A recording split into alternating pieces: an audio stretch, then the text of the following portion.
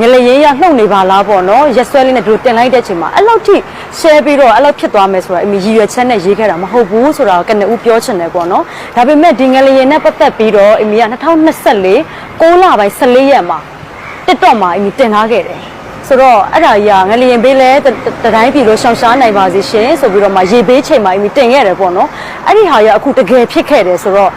ဘယ်လိုပြောမလဲအမီကတော့ဟိုဒီလောက်အမှန်တိုင်းပြောလို့ရှိရင်အမီရင်တဲ့စကားကိုပြောရမယ်ဆိုရင်အခုတင်တဲ့ချိန်မှာအမီကိုပေါ်ပင်လုပ်ပြီးတင်တယ်ဆိုပြီးတော့မြန်မာအိမ်တော်ကလည်းအမီကိုဆက်လာတယ်ဒါပေမဲ့စိတ်တွေကမှန်သောသစ္စာကိုဖျားမှာဖြေနေတယ်အမီပေါ်ပင်လုပ်တာတစ်စက်မှမရှိဘူးအမီကိုနေ့တိုင်းဆဲတယ်ဆိုတယ်ပြောခံရတယ်ရှိတယ်ဒါပေမဲ့အမီရဲ့ fan တွေကနေလွဲပြီးတော့ပေါ့နော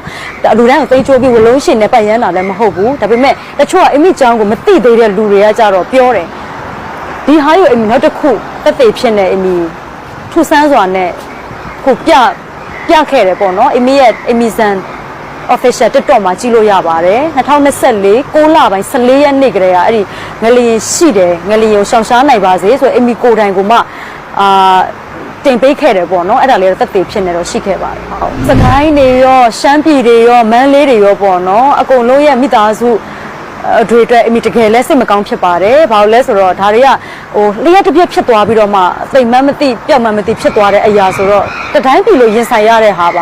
ဟိုဒီကကြည့်တဲ့အမီကိုဆဲနေကြတဲ့မြစ်တာပိုးကြတဲ့ရောင်ချင်းစီတိုင်းမဟုတ်ပါဘူးအမီတို့လည်းရင်ဆိုင်ရပါတယ်လို့ဆိုတော့အဲ့အချိန်မှာကိုယ်စိတ်ရဲ့ရည်ရွယ်ချက်ဒါလေးတင်လိုက်လို့ရှိရင်အဲ့တတင်ကားမှာပေါ့နော်သူတို့ကိုယ်ဝေါ်တဲ့ဝင်ပြီးတော့မှဆဲလိုက်တာသူတို့ရင်ထဲကပြည်သွားပါစေဆိုတဲ့စိတ်နဲ့အမီကအဲ့လိုမျိုးစိတ်နဲ့ဝင်ရေးလိုက်တာဒီစိတ်တာကိုကြတော့ဒါပေမဲ့အမီဖြေထားခဲ့တင်ထားခဲ့တာကျွန်တော်2024တည်းကဒါရှိတယ်ဒါလာမယ်ဆိုတော့အမီတင်ထားခဲ့တာဆိုတော့အဲ့ဒါကိုလည်းကွဲအောင်အမီရဲ့ interview သေချာကြည့်ပြီးတော့မှတချို့ပိုင်းတွေမှာလည်းဟိုပြောတာဆိုတာတော့ကောင်းတယ်လို့တော့အမီပြောချင်ပါတယ်ဒီစကားပြောလို့လည်းဆဲတောင်းတာလည်းမဟုတ်သလို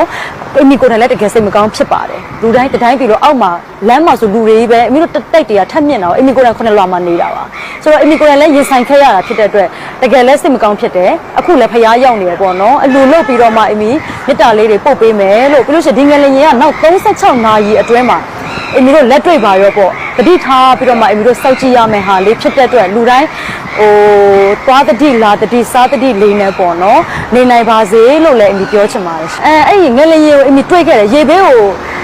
စိတ်ထဲမှာအဲ့လိုဖြစ်တဲ့ချိန်မှာအော်လို့ငါတော့ဒဝဲကလူတွေနဲ့ပဲအတူတူဒဝဲမှာတချင်းဆိုလိုက်ရတယ်ရန်ကုန်မှာတော့မှပရိသတ်ရှင်မထွက်ရဘူးပေါ့နော်ဒဝဲကပရိသတ်တွေနဲ့ပဲဒီတိုင်းပဲလူခံပေးခဲ့တယ်ဒါတော့အင်းလေးသွားလူကြတယ်ပေါ့နော်ဆိုတော့သိတဲ့လူလည်းသိတယ်မသိတဲ့လူလည်းမသိဘူးပေါ့နော်ဆိုတော့အဲ့ဒါတပိုင်းမှာအမီနည်းနည်းအာယုခံလိုက်တဲ့ချိန်မှာငလျင်တစ်ခုရှိနေတယ်ရှိတော့ဟဲ့ဒါကြီးကမြန်မာပြည်ဆိုတော့လွဲပါစေပယ်ပါစေပေါ့နော်အမီဒီတိုင်းလေးပဲလုတ်ပေးနိုင်တယ်ဘာလို့လဲဆိုတော့အမီလည်းကတော့ပါရဲ့နှိုင်းတာလည်းမဟုတ်ဘူးဖျားလည်းမဟုတ်ဘူးဖျားမှတပါ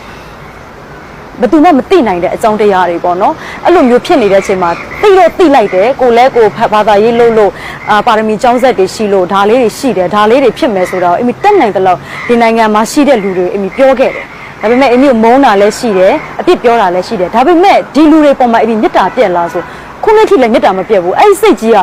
ဟိုဝကျွေးလို့ခံစားရတယ်ခါလေကြားရင်လေငါမပြောလဲရတယ်လို့ဘာအတွက်ငါဒါကြီးကိုလိုက်ပြောမိပြီးတော့ဆင်ချင်အောင်ပြောမိနေလဲဆိုရယ်စိတ်လည်းပေါ်တယ်ဒီလိုပြောလို့ state တင်ပြီးတော့မှမျက်ရည်ချူရဲဆိုလဲလာအောင်မယ်အမီချိုသိတယ်ဒါတွေအကုန်လုံးသိတယ်အမီရဲ့စိတ်စေတနာမှန်နဲ့အမီအဲ့တော့ရေးခဲ့တဲ့ဟာဖြစ်တဲ့အတွက်ဒါသစ္စာတရားဖြစ်ရှိနေပါဒီကိစ္စကို2024 6လပိုင်း14ရက်နေ့တည်းက TikTok ရတက်သေးဖြစ်နေတယ်အမီနေနဲ့ tension ရှာစရာကိုမလိုတာပေါ့နော်ဒါပေမဲ့အကြောင်းကဒီစကားလေးတစ်ခုနဲ့တစ်ခါပြန်ညှိတယ်ဆိုတော့ဒါတွေကအမီတို့မမြင်နိုင်တဲ့အရာတွေကအလုံးလုံးနေတယ်လို့ပဲအမီမြင်ပါတယ်ဘာလို့လဲဆိုတော့အမီလုံနေတာကအမှုပညာတခြင်းတွေဆိုတယ်ရွှေရှင်တွေရိုက်တယ်ဒါပေမဲ့ဒီစကားတွေအမီပြောနေရတယ်ဘာအတွက်လဲခိုင်ကြငါဝကြွေးကြီးလာပြီလားငါမပြောလဲရတယ်ဘာအတွက်ပြောနေရလဲဆိုတော့ကိုယ့်ကိုပြစ်တင်တဲ့အခြေတွေလည်းအများကြီးရှိခဲ့ပါတယ်သူကအဲ့တော့ဝါတွင်း3လက2024ပေါ့ငကား2ရက်ဝါတွင်း3လလို့အမီဒိတ်ထန်အောင်တယ်တက်လော့လဲဝင်တယ်ပေါ့နော်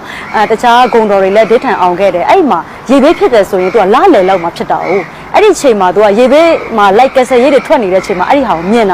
တဲ့အချိန်မှာဘယ်လိုလဲဆိုတော့အမီကြည့်ရတာဟိုငလျင်ဘေးလေဒါဘေးလို့ခေါ်တယ်ဘေးမိုးလို့ဘာဖြစ်လို့လဲဆိုတိုက်ကြီးတွေပြိုကျတယ်အခုတော်တော်ဖြစ်တယ်ပေါ့နော်အမီတို့ရန်ကုန်မှာတိတ်မသိတာပဲမန်းလေးတို့ရှမ်းပြည်တို့အခုကလာအိုလည်းဖြစ်တယ်ထိုင်းလည်းဖြစ်တယ်ဒါပေမဲ့အမီမြင်တာကအမီနိုင်ငံအတွက်ကိုအမီကပြောခဲ့တာငလျင်ဘေးလေးရှိသေးရဲ့ရှင်အကုန်လုံးလောမြောက်ပါစေရှင်ဆိုပြီးတော့မေတ္တာစကားလေးဟိုဒီတက်တော့မှာဒီတိုင်းတင်လိုက်တာ ဆိုတော့အဲ့ဒီဟာပြန်ကြည့်ပြီးတော့မှအော်တော်သေးတယ်ဒါလည်းငါအုံးလေးမီမထားဘူးဒါကြီးရှိနေတယ်ရက်ဆွဲပါဆိုငါအတွက်သက်သေတစ်ခုနေနေပေါ့နော်ဒါကြီးကရှိခဲ့တယ်ဆိုတာကိုအမိနေနဲ့ပို့ပြီးတော့လည်းကိုယ့်ကိုစိတ်ဝင်စားလာတယ်ဒီအနုပညာပိုင်းမှာလည်းကိုယ့်ကိုပို့ပြီးစိတ်ဝင်စားလာတယ်လို့ဒီဘက်ကပိုင်းတွေမှာလည်းကိုယ့်ကိုစိတ်ဝင်စားလာတယ်အမိနေနဲ့ဒါကြီးကိုအမှန်တိုင်းပြောမပြောချင်တော့